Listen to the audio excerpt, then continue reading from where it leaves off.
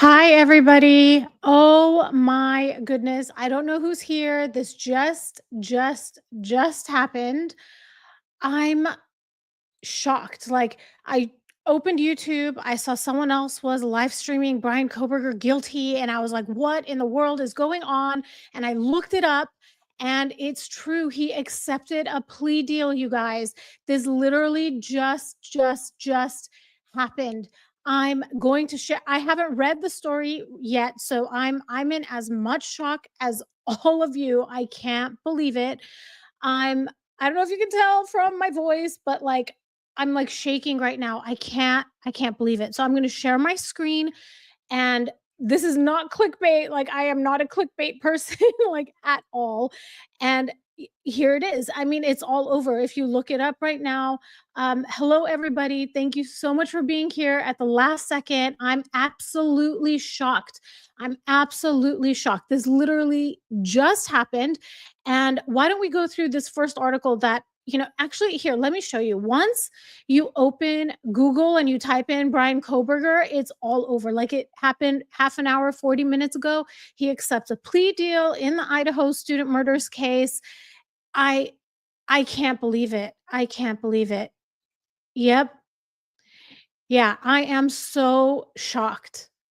I am so like when I opened YouTube and I saw there was a journalist and it had a picture of Bryan Kohberger and it said that this journalist was live and it said in big red letters guilty. I was like, this has to be clickbait, right? So, I asked ChatGPT, and even ChatGPT had no idea. ChatGPT was like, no, no, no, he has not pled guilty. And then I did a Google search. So why don't we pick an article? And I just clicked on the first one. Why don't we pick this one? The ABC News one. Okay.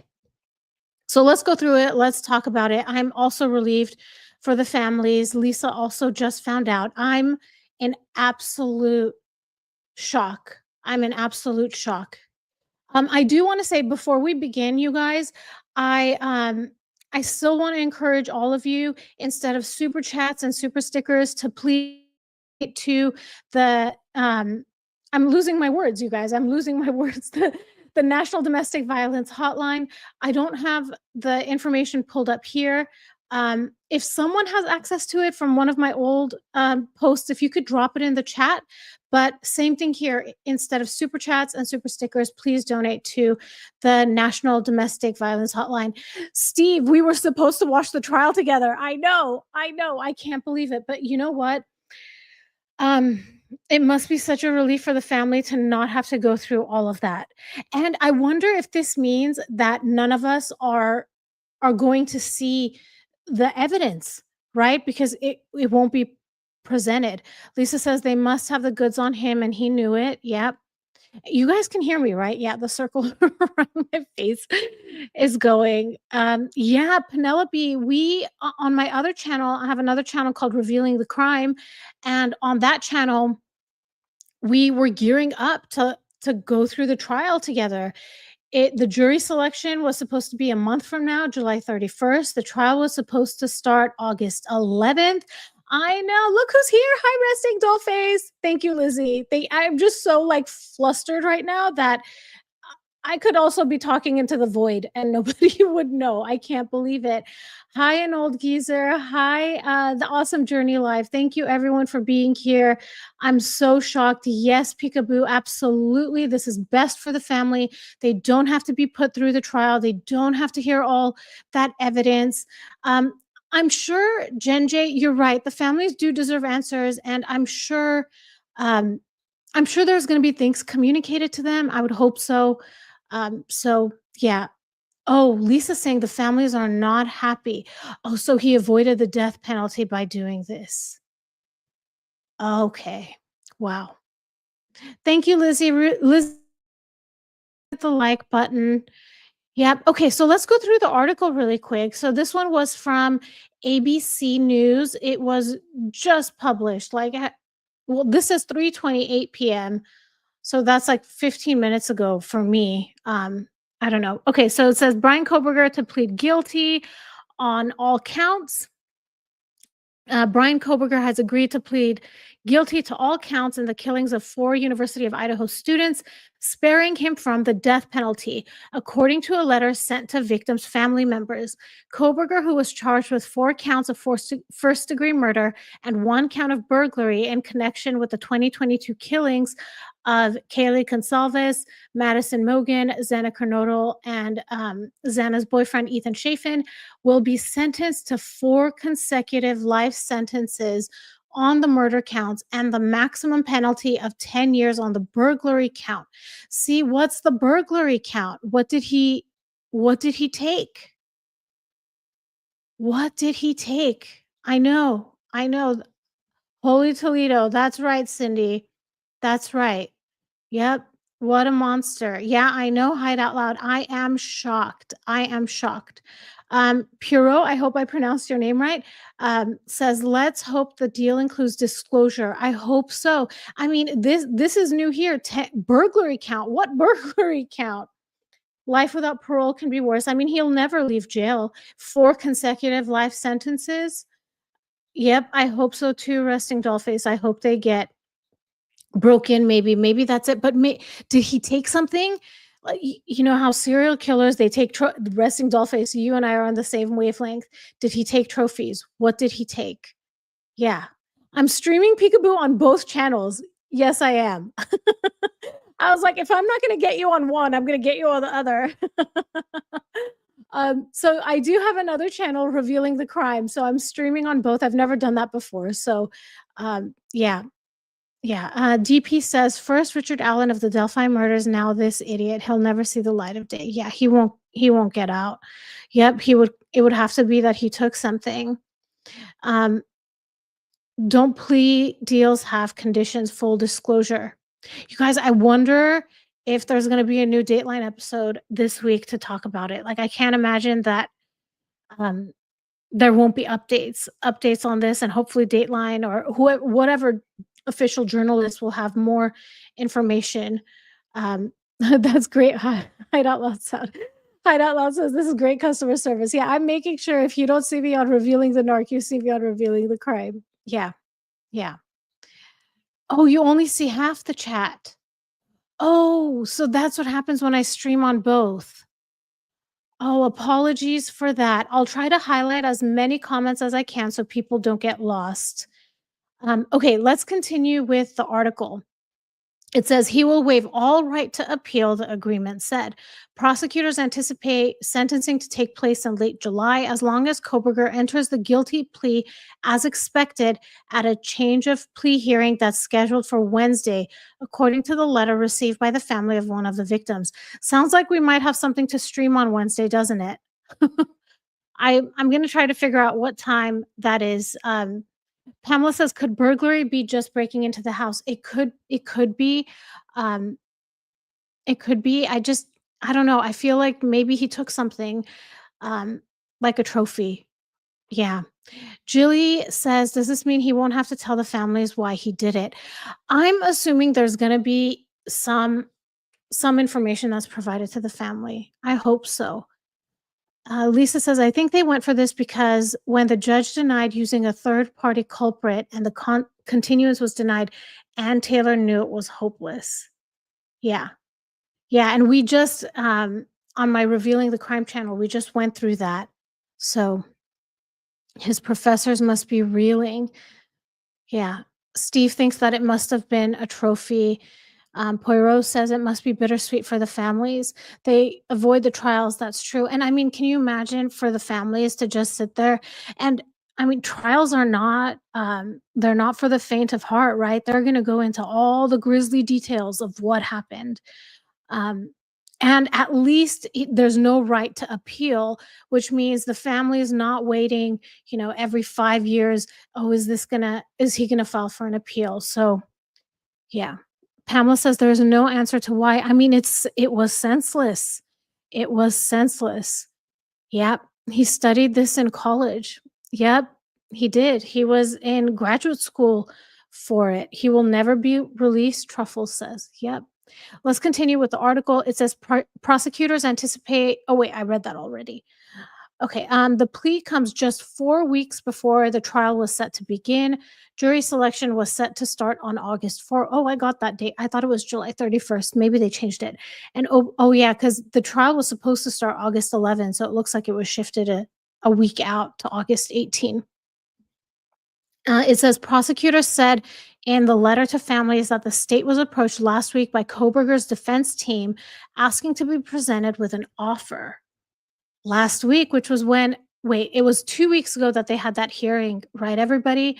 And so last week, I think you're right, Lisa, they realized that this is it, like, it's gonna be hard not to find him guilty, allegedly. It says prosecutors said they then met with family members last week, weighed the right path forward, and made a formal offer to Koberger. This resolution is our sincere attempt to seek justice for your family, prosecutors wrote in the letter. This agreement ensures that the defendant will be convicted, will spend the rest of his life in prison, and will not be able to put you and the other families through the uncertainty of decades of post conviction appeals. Your viewpoints weighed heavily in our decision making process, and we hope that you may come to appreciate why we believe this resolution is in the best interest of justice. Yikes. Yeah, they tried to get a third party culprit. You remember that DoorDash driver, how freaked out she was that she might have been called? Um, yeah, DP says, funny how it works when the death penalty is on the table. All of a sudden, they want to fess up. And if I'm not mistaken, and you guys correct me if I'm wrong, Idaho has the firing squad as their execution method. Let me know if I'm wrong about that. I don't remember where I heard that. Cindy says, does this mean they go straight to sentencing? I think he's already sentenced. It said here he has, where did it say it? Will be sentenced to 4 consecutive life sentences on the murder counts and the maximum penalty of 10 years on the burglary count. Wow. Julie says, I hope the families get to know why, just so they are not trying to work it all out. What a waste. I know. What a waste of so many lives, so much potential between those 4. And also let's not forget the 2 other people that were in the house that are traumatized also, this affected, you know, there's the victims that lost their lives, and then there's the victims that knew all of them and lost a friend or a sister or a brother or a family member. Yeah. Okay, Kat says that yes, Idaho has the firing squad. DP also says they have the firing squad. Lisa says the prosecution has the evidence. They saw it in the sharing of discovery, and maybe that's why that defense attorney was like nervous, and she kept saying we need a continuance. We haven't had a chance to see all this evidence, and we need to be able to find out more about Bryan Kohberger's life because, um, this is a death sentencing trial. Kat says plea will be entered July 2nd. The sentence will be imposed at another hearing. Yep. Hi, Carol. Hi, everybody. Peekaboo says there will be a formal sentencing. This is the plea deal the judge has to approve. Okay, thank you, Peekaboo. So it looks like July 2nd. So that's 2 days from now, right? Am I right? Yeah, 2 days from now. I thought July 4th was Thursday. Is it Friday? Um, Lizzie's asking, did he know the victims? So he did not know the victims, but there's a lot of cell phone evidence that showed that he would continuously, well, cell phone, what is it called? Ping evidence. Why am I not? Cell phone tower evidence. I'm sorry. That he would drive by that house a lot, um, where they lived. Actually, not all of them lived there, but they think the main target was Maddie. And when he went after Maddie, her best friend, Kaylee, was sleeping in bed next to her, and he didn't expect that. Um, I think Maddie was the main target, but he got shocked and ended up, killing Kaylee as well, and then at some point, Xana Kernodle walked into the hallway and saw him, and he attacked he she ran into her bedroom where her boyfriend was. He attacked her, and then he also, killed him, the boyfriend. And they say in the Dateline episode, they said that he had a lot of hatred for Ethan Chafin because he I think they said, if I'm not mistaken, the words they used was he carved something, um, on Ethan Chafin. And so they have that cell tower evidence, and then they also have his, like, search history and things like that, and he had a lot of, pictures and social media accounts that he would follow of women. I mean, I that doesn't necessarily mean anything, but they think that he was stalking Maddie, I believe. Um, yeah. Steve says he probably got the sentence as the deal. Yeah, the date of sentencing will be set in the near future. I think they're saying, Lisa, July 2nd. Um, and Carol just confirmed. I know, Carol. I turned on YouTube and I saw this other person that was live, and it was Bryan Kohberger's picture and guilty. And I was like, "Is this clickbait?" So I asked ChatGPT, and ChatGPT didn't even know yet. So then I did a Google search, and there it is. Yeah. Thank you, Peekaboo. Thank you. I'm glad you're here, Joy of my hearts. Yeah. Thank you, Coral Sand. Thanks everyone for being here. So I guess what Peekaboo was saying, TM, is that this is what they offered him, and I guess the judge needs to accept um, accept it. I think that's what Peekaboo said. Carol says the others are collateral damage. Yeah.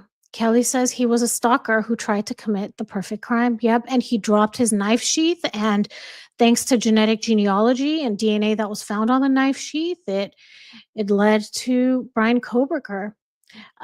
Kat says, I hope he has to give a full account of what he did at sentencing. That's interesting. I wonder if that's what happened. So I have to tell you, I've never really watched trials. I usually just watch um, Dateline in 2020, where they kind of gloss over all of that stuff, right? So this will be an interesting watch, and I'll try to schedule live stream so we can experience it all together.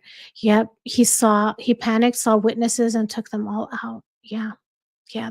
He didn't. So as he was leaving, though, the fifth roommate or the fifth person that saw him, because not all of them were roommates. Like, I think Kaylee didn't live in the house but was spending the night with Maddie. I think Ethan maybe didn't live in the house but was with his girlfriend. And the fifth person that saw him was a woman named Dylan. And Dylan ran to her bedroom and locked the door, and he never went after her. He saw her, but he never went after her. So, yeah. DP says another narcissist who thinks he's smarter than he really is. He proved nothing and destroyed more than just 4 people. Yep. And I don't know if he's a narcissist. He's definitely cluster B. He would argue with his professors. He was in his first semester of grad school. So, and he's arguing with PhD level people who have been teaching for decades, right? So he majorly had ego issues. Yeah, for sure.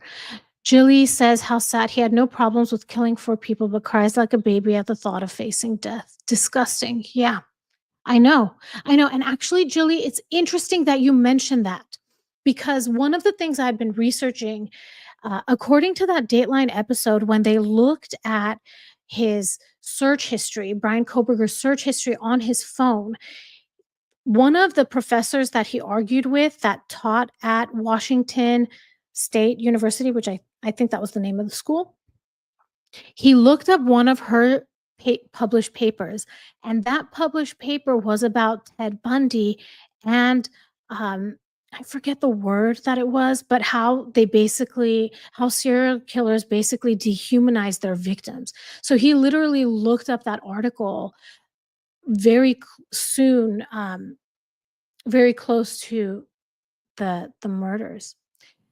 Cindy, he was just obsessed with her. I don't think they even ever ran into each other, they say. Yeah. The search history did him in, plus his Amazon history. Yep. And the DNA. The DNA. How could his knife, how could DNA match, you know? I mean, they find him through genetic genealogy, but then they test the DNA against the DNA that was on the knife sheath. So, unless they were gonna say someone stole his knife. Yeah, and I remember seeing something about how there were, um there were thoughts into investigating because he was from Pennsylvania, that they were gonna look into cold cases or murders that had happened there and see if he was involved. Like, this man was, either a repeat offender or he was going to be, according to that Dateline episode, and this is why the defense was so upset with the Dateline episode, because there was so information that came out there, um, and he was already searching for a new knife and knife sheath. He was gonna buy it again on Amazon. They have that history there, and he was watching Ted Bundy documentaries, during the holiday season when he was at his parents' house, and then he took a selfie wearing a black sweater with the hoodie on, mimicking an image of Ted Bundy. I mean, he yeah, I don't know. Katza says Brian Entin from News Nation is reporting in it. Peekaboo says sentencing later in July. Yeah, we really need to see it together, Steve. Oh, Lisa, happy birthday to your sister and happy birthday to you tomorrow. Carol says genetic genealogy was used in identifying the Golden Gate, a serial killer, and a killer that wasn't caught until 16 years later in Sweden. I kid you not, Carol. So I've always been interested in genetic genealogy. And I was watching the Dateline episode with my mom, and I was telling her how much I love genetic genealogy. And the person they were interviewing on that Dateline episode was Cece Moore. And I was telling my mom, she's such an amazing woman. Like, look at what she's done. And my mom was like, well, if you love to do, like, if you're so interested in it, why don't you just figure out how you can do it? So I'm currently taking courses to get a certificate in it. And I feel like since I've done that, practically every, like, Dateline 48 Hours 2020 episode I'm watching uses genetic genealogy. It's is literally the crime solving technique of the future. Like, r truly, I think it is. Hideout Loud says he will not do well in prison. His personality does not make the cut. Yeah. Oh, Kat says the Gonsalves family released a statement. Okay, I'm gonna look it up. Lisa says, "I don't think he's a narcissist, just an evil person." I think, I always get confused between sociopathy and psychopathy, but I think he's one of those. He's definitely cluster B, in my opinion. So, yeah. Andrea says, "It if remains the case that the roommate's behavior was suspicious, but we'll never know." We'll see what happens. Okay, Carol says Ted Bundy was classed as a psychopath. Yeah. Oh, it was found under one of the victims, Lisa says. Yes, Kelly, they did say that he was a heroin addict and he had lost like 100 pounds or something like that. And he it was around that time that I think he started school. So um he was like a whole new person, they say. There is that book coming out too. I wonder if so I'm doing that book club of the rules, but maybe for this channel or maybe from my Revealing the Crime channel, we maybe we can do a book club of that book that's supposed to come out. It's DP, it's Revealing the Crime. Let me see if I can type it in here. There we go. Um an old geezer says, definitely he had even the judge praising him. Oh, for Ted Bundy, an old geezer. Hi, Kat. Oh my gosh. Kat, I haven't even had a chance to watch that video you sent me.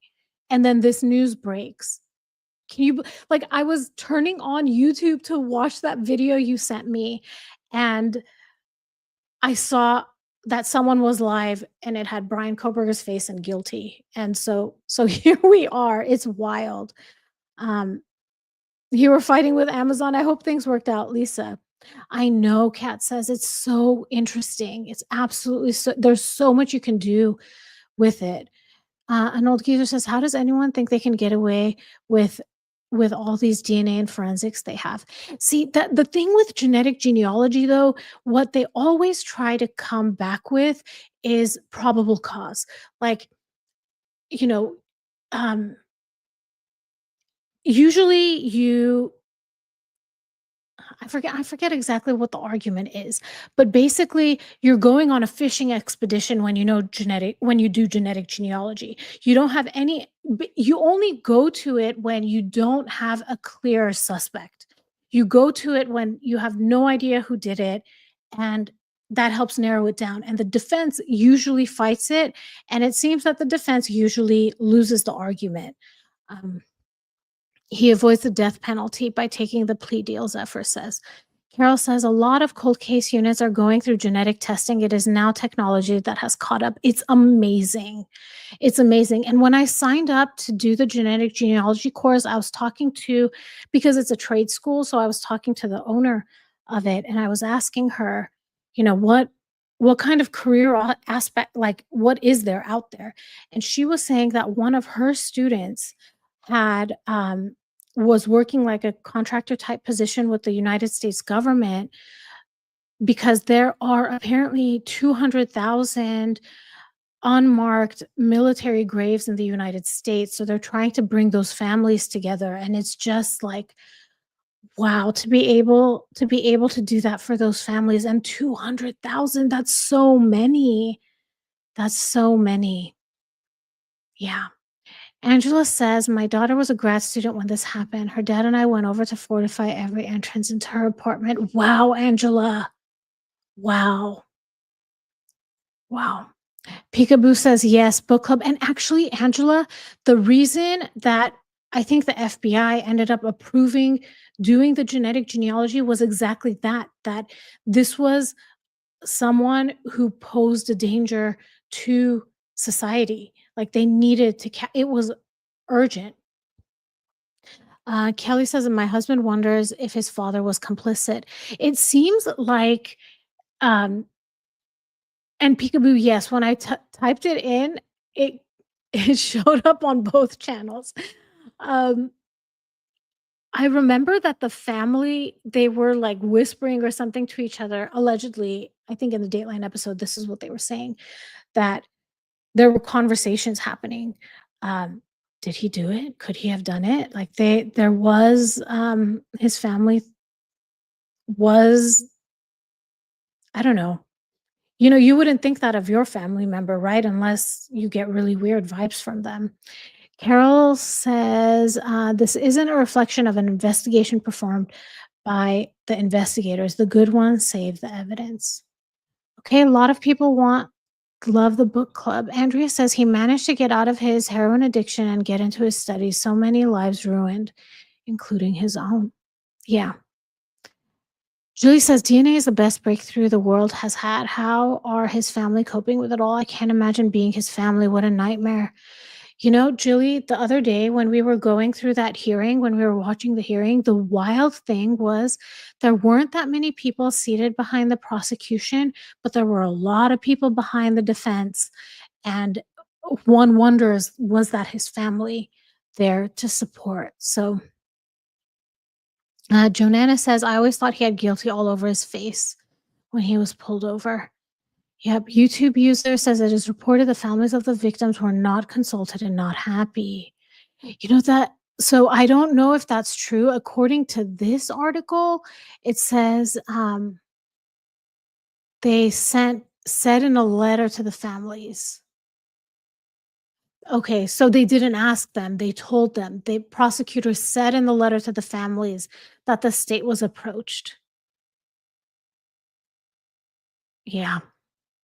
And they met with them last week. Wow. Wow. Kat says, "Will there be any information so we know what happened, how he did it?" I hope so. I hope things start coming out now. Kat says, "My family was part of a DNA project with the Department of Defense." How interesting, Kat says. M. Smith, thank God the enormous expense of a drawn out trial can be avoided and justice is not delayed. I really feel, it must be heartbreaking on the families, but I think maybe in 10 years' time, they might look back on it and think, maybe it would have been so difficult to go through the trial and hear all of the gruesome details and have people come to the stand you know, to defend him. And also, there's a lot of victim blaming that happens usually in these types of trials, right? Yeah. Carol says, and it was used to catch Ohio and Texas cereal. I'm not going to read that word just in case. Lisa says, John Ramsey was talking about they were using the 23andMe database to find the killer. Did they find anything for that, Lisa? I don't think I've heard anything about that.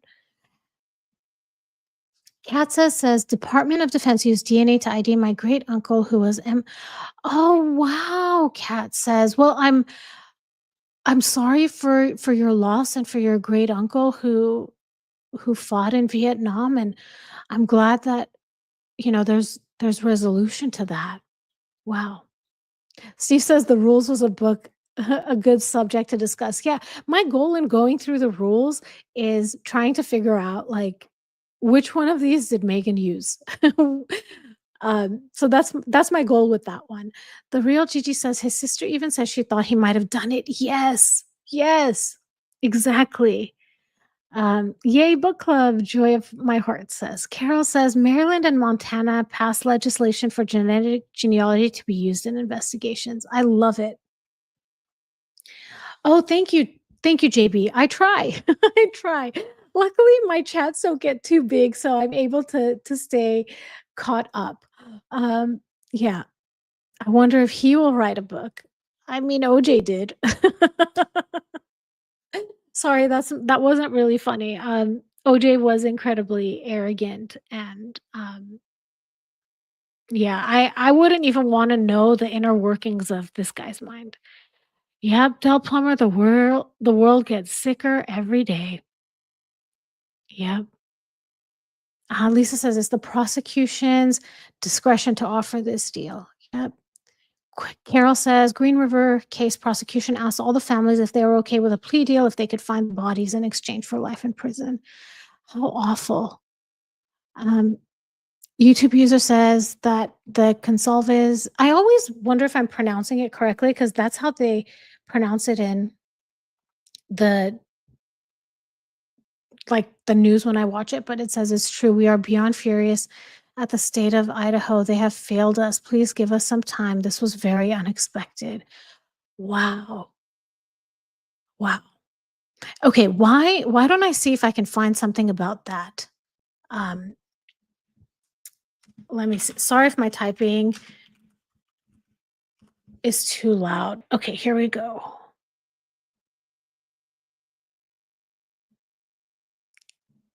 Let me do this one.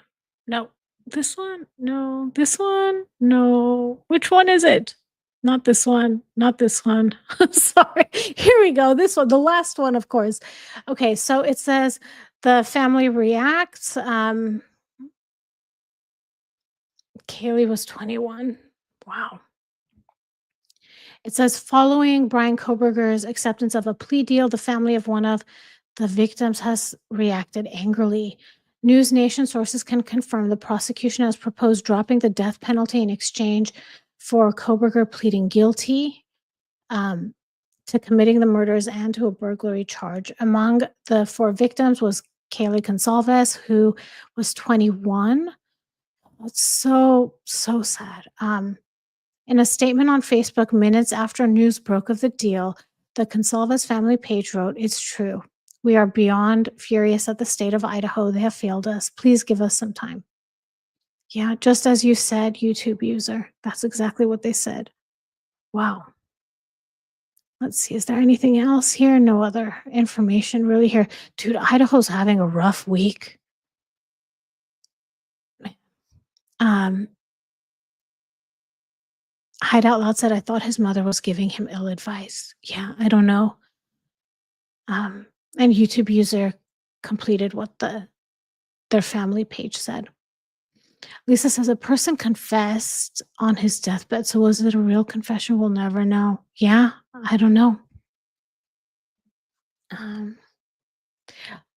so I think so I'm trying to highlight because I'm going live on 2 channels, I think some people can see the comments on one channel and not the other. So I'm trying to highlight everyone's and hopefully it's a cohesive conversation. So apologies, I didn't know that that's what would happen if I stream on both. Kat says if the defense had everything, why did they offer him a plea deal? I mean, everything is a risk assessment, right? So they looked at, how would they the one thing they kept hammering on about, the defense kept hammering on about is, "We'll never find an impartial jury. There's so much information about this." You know, so they probably weighed that and thought he wouldn't get a fair trial. Yeah, I wonder too, Carol. Julie says, "My heart hurts so bad for the victims' families. Yeah, how can they ever get past a loss this huge?" I know, and to think the 2 best friends, dude, I can't. It's just heartbreaking. Yeah. The real Gigi says, "I'm wondering what information that the Gonsalves family got in the beginning. The father said he didn't even have to go upstairs." I'm not sure what you what's meant by that he didn't have to go upstairs, the real Gigi. So, yeah. Money, Lisa says to Kat. Yeah. Carol says, "It all depends what the what is the evidence and what kind of verdict would be." Yeah. Oh, am I Hyde Out Loud? I actually saw it on someone else's channel. I mean, it's serendipitous. A cat who's in our chat right now sent me a YouTube video about this case, about Dylan, the other person in the home at the time, and I turned on YouTube to go watch that video, and then I saw that this story was live, and I thought, "This is clickbait, it can't be for real." But it was for real, it's true. Yeah, maybe the other 3 families wanted the plea deal, Peekaboo is saying. Yeah, we'll find out soon, hopefully, from those other families. Man, I can't even imagine. And Ethan Chafin was a triplet, if I'm not mistaken. Oh, it's so heartbreaking. Yeah. The real Gigi says, like, the killer's target was not Consalva's daughter or her friend. It was Maddie. They say, according to Dateline, they think it was Maddie. So maybe we'll find out. Yeah. Um, Kat says the DP was never a sure thing, even with a guilty jury verdict. Yeah. Yeah. Dolly says hopefully he'll lose access to his vegetarian. Does he really have vegetarian diet privileges? I didn't know that. I didn't know that. The real Gigi says yes, Ethan was a triplet. Yep. Carol says could be the families could want it put to bed immediately. Hopefully he gets life in prison without parole. Well, according to that first article, it was saying, here, let me delete. According to that first article, they mentioned what that plea was. I think I picked the different article. What did I do? Well, they had said it was like 4 consecutive life sentences with no oh, here we go. Must agree to spend the rest of his life in prison. The other article says 4 consecutive life sentences. Dolly. Oh, he gets Oscar Mayer sandwiches every day. Oh, thank you. I didn't even realize I was breaking the story. I just literally I mean, I didn't break it, okay? Like, I don't wanna take credit for that. It just serendipitously, I turned on the TV and I turned on YouTube and there it was. So, Fox is reporting it right now, Lisa says, yeah. Hideout Law says, "I texted 3 people and they still hadn't heard. 2 of my texts, the individuals work in the court system." Wow. Well, I'm glad I was able to be able to bring it to you all, and I'm glad you're all here to have a conversation with me. Kelly says prosecutors only offer plea deals. No wonder they feel betrayed. So I guess, and if you read between the lines of that other article, it was the ABC News one. Here it is. It does seem like it does seem more like they sent a letters. They said in the letters. It's not like they asked in the letters. They said in the letters that the state was approached by the defense team. Man, yeah. Um, the real Gigi says, "You are very humble. You do great." Oh, thank you so much. Thank you. Angela says, "Hopefully it's green bologna." People broke it at 6:49. And these articles, I mean, if you look, they came out 30 minutes ago, 15 minutes. Well, yeah, some of them 5 minutes, 15 minutes ago, 41 minutes ago. Idaho's been having a rough time between Lori Vallow and Bryan Kohberger, and then what happened yesterday to those firemen. It's terrible. Lisa says it would be 4 consecutive. So after he dies, he has 3 more sentences to go. Yep, yep. The defense requested the deal. Kat says. Steve says, "Prisoners really hate cereal." Yeah. Yeah, I wonder if they would keep him um, separate from the general population. I mean, he's been in prison this whole time, so I wonder how they're housing him there. And he must have chosen that over the potential of the death penalty. Yes, exactly, Lisa. That's another thing I was thinking too. They were saying that the trial would last through November potentially. And and then on top of that, I'm sure he would be filing appeal after appeal after appeal. Yeah. Kat, I don't think you can change your mind. If you take the plea deal with no death penalty, can you change it if you change your mind? I don't think so, but if anyone knows, please drop it in the the comments. Dolly says mortadella and oh, you are all so funny. Oh my goodness. Carol says, "I think the families are upset due to not being consulted." Yeah, yeah. It seems this happens a lot though, right? Usually whenever you hear of pleas being accepted, the families are not often consulted. Hide Out Loud says, "No shade. I love Emily Baker, but you beat her." It was just a stroke of luck. Hide Out Loud. That's all I could say. He's been in jail, not prison. Kat says. Okay, I'm not sure. I know the difference. Sorry. Carol says it takes roughly 10 years to go through appeals. Lisa says he wouldn't be in prison right now. He's in jail. Oh, can you guys explain to me the difference? Sorry that I don't know. Um, that I don't know the difference. Yeah, Cat, the whole building was destroyed, they tore it down. I noticed that too. Yeah. His party's over, Dolly says. I didn't realize there's a difference really, um, between the 2. Yeah, let's see. Let's refresh the page, see if anything new comes up.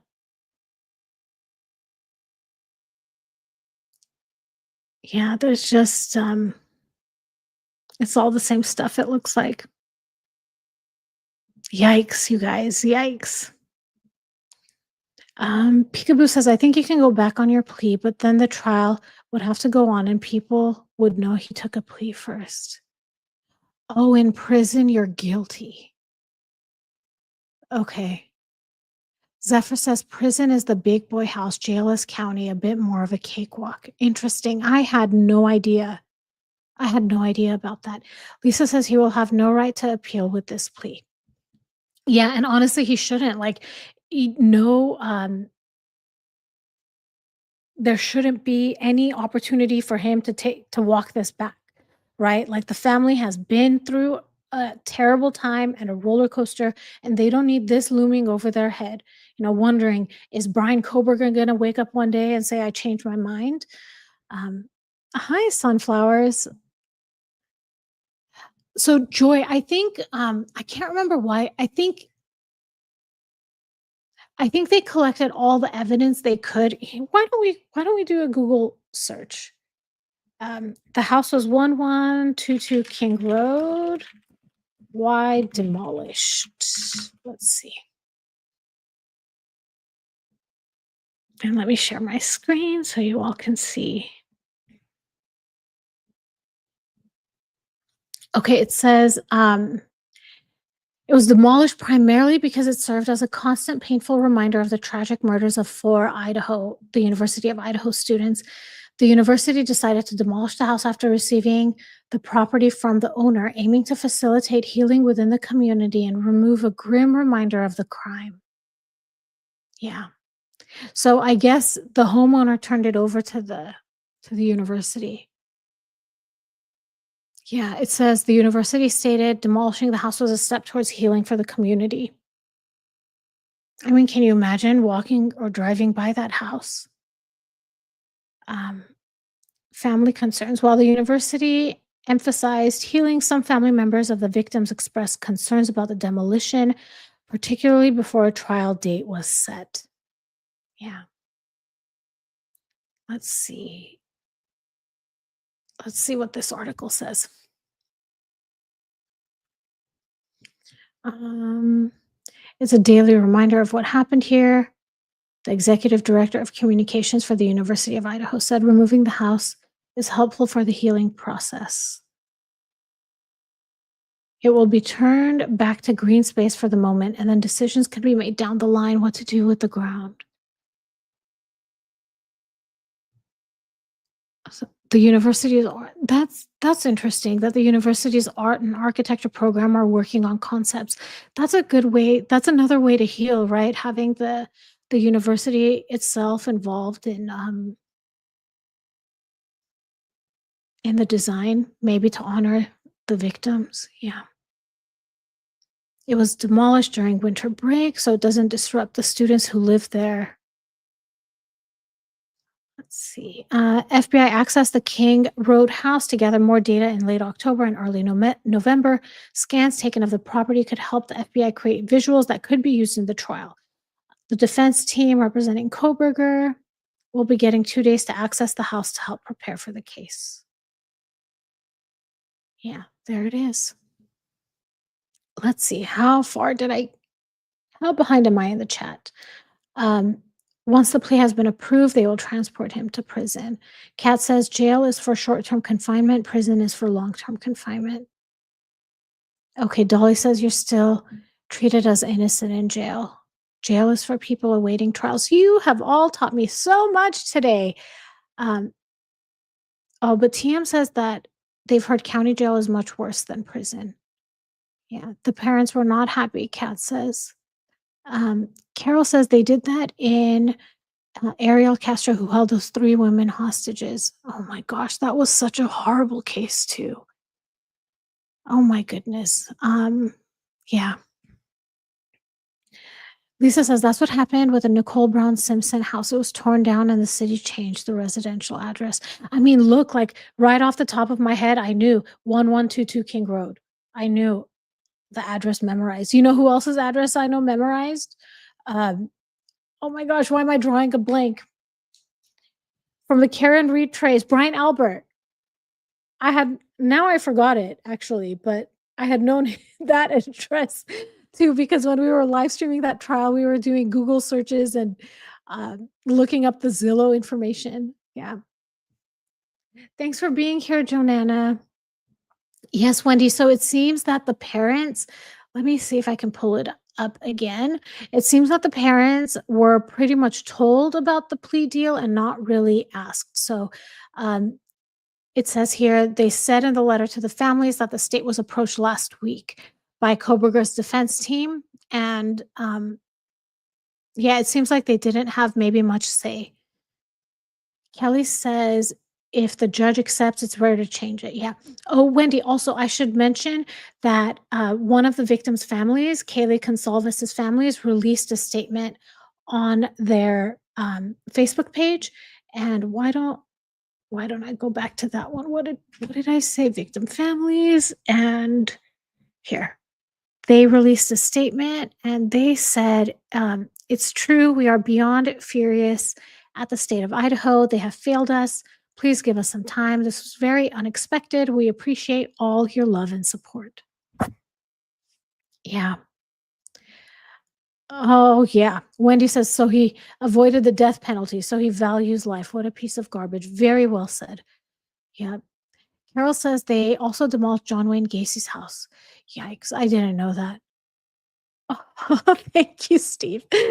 Thank you, thank you, thank you. 34. Oh, Lisa, I think Lisa was giving me the address of Brian Albert's home. I don't know why I'm drawing a blank right now. I think I'm just in so much shock over this Brian Kohberger thing. Yeah. Kelly says they took walls and flooring out of the house, furniture. Oh, so to preserve evidence if needed. Um, TM says people will plead guilty sometimes to get out of county jail and just go to prison. Yeah. Yeah, so you guys, I want to share something with you. I haven't been doing a lot of lives lately. I don't know if you can tell my voice is kind of um it goes in and out, and I think when I talk a lot, you can see it gets kind of raspy. I have a pretty good idea of what's causing it, so I'm working on it. You know what I'll tell you? I think sometimes I eat too late at night and then I sleep, and I think I might be having acid reflux. So a couple of days ago, I started intermittent fasting and the keto diet, so I'm pretty sure things will heal up pretty soon. Um, so yeah, if you don't see me having live so much lately, that's the reason why. Um, so yeah, I'm sorry that I'm gonna close this out a little bit early. I know we met for a little bit, a little under an hour, but I want to thank you all so much for being here. I appreciate all of you.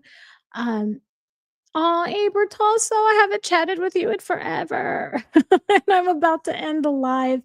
Thank you for being here, Abertoso. I'll try to schedule some lives this week. It seems if they're gonna have that hearing on July 2nd, I'll see if I can figure out what time it is and try to live stream that as well. So everybody, thank you so much for being here. I appreciate you. And I'll talk to you all soon. Bye, everybody.